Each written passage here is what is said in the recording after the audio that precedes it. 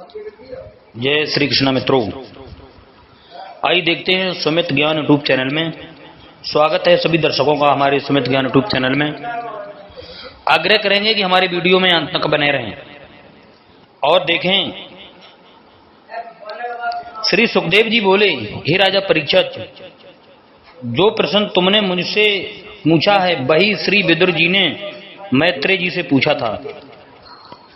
राजा परीक्षित बोले, हे भगवान, मुनिवर मैत्रेय जी से विदुर जी की भेंट कहाँ पर और किस समय हुई थी, और महामुनि विदुर जी ने मैत्रेय जी से क्या पूछा था तथा ज्ञानियों में श्रेष्ठ श्री मैत्रेय जी ने क्या उत्तर दिया।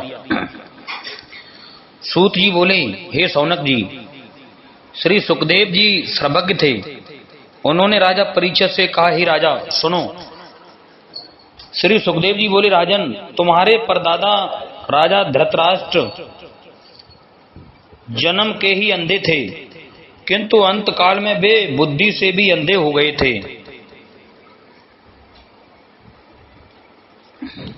अंत काल में वे बुद्धि से भी अंधे हो गए थे।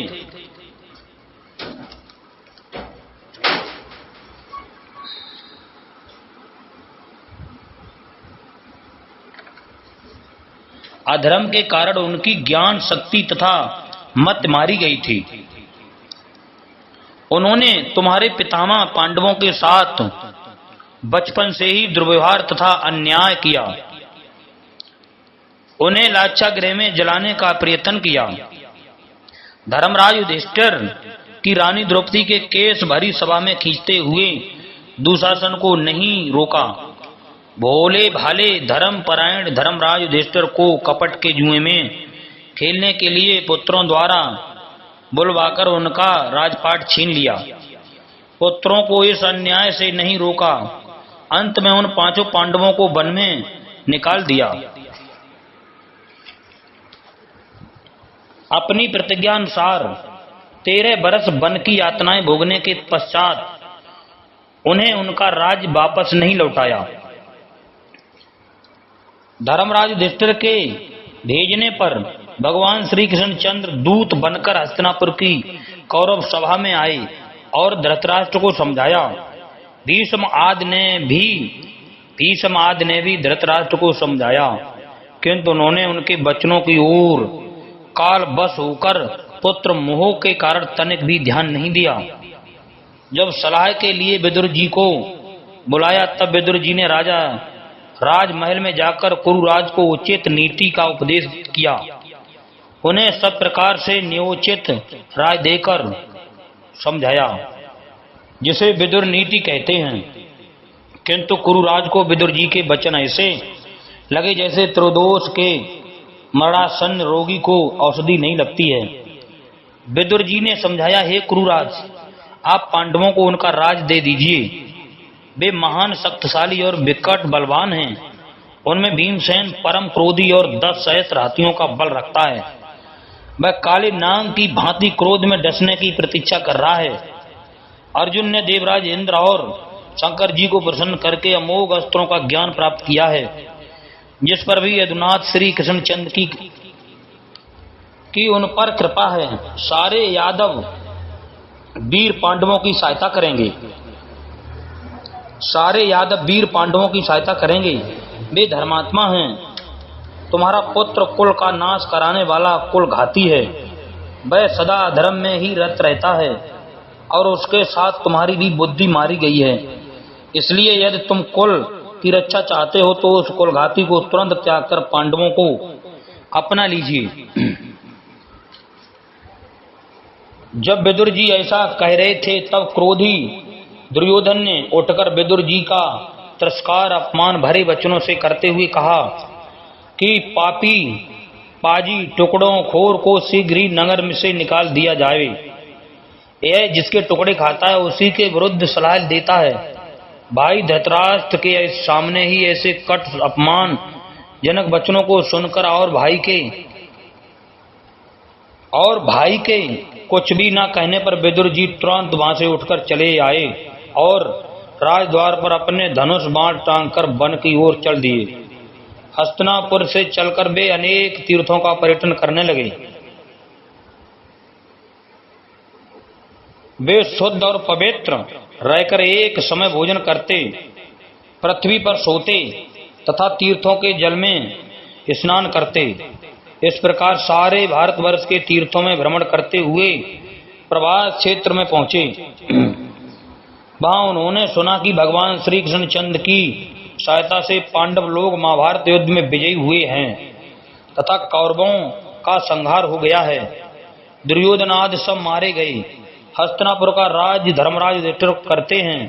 यह सुनकर उन्हें महान शोक हुआ और शांत पूर्वक फिर तीर्थ यात्रा को चल दिए। भगवान के प्रधान तीर्थों तथा मंदिरों के दर्शन करते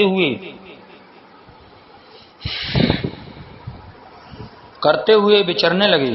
एक दिन सौराष्ट्र, सौवीर, मत्स्य तथा कुरुजांगल देशों को पार करके यमुना तट पर आए। वहां उनकी भगवत भक्त श्री उद्धव जी से भेंट हुई। उद्धव जी भगवान श्री कृष्णचंद्र जी के परम भक्त थे। विदुर जी ने उद्धव जी को देखते ही प्रेम से विहल होकर कंठ से लगा लिया। दोनों वहीं यमुना के पुल पर बैठ गए। तब विदुर जी ने अपने आराध्य देव भगवान श्री कृष्णचंद्र की तथा बलराम जी की कुशलता पूछी। विदुर जी बोले, हे उद्धव जी, जिन भगवान श्री कृष्णचंद्र ने भक्तों की रक्षा के लिए तथा दुष्टों के संहार के लिए इस पृथ्वी पर शरीर धारण किया है, वे तो कुशल से हैं ना। उनके बड़े भ्राता बलराम जी तो कुशलता से हैं। उनके पिता वसुदेव जी तथा पुत्र प्रद्युम्न जी तो कुशल हैं। देवकी अपने 5 पुत्रों सहित तथा अपनी पुत्र वधुओं सहित तो कुशल हैं। सात्वत, वैष्णव, भोज दासाई बंसी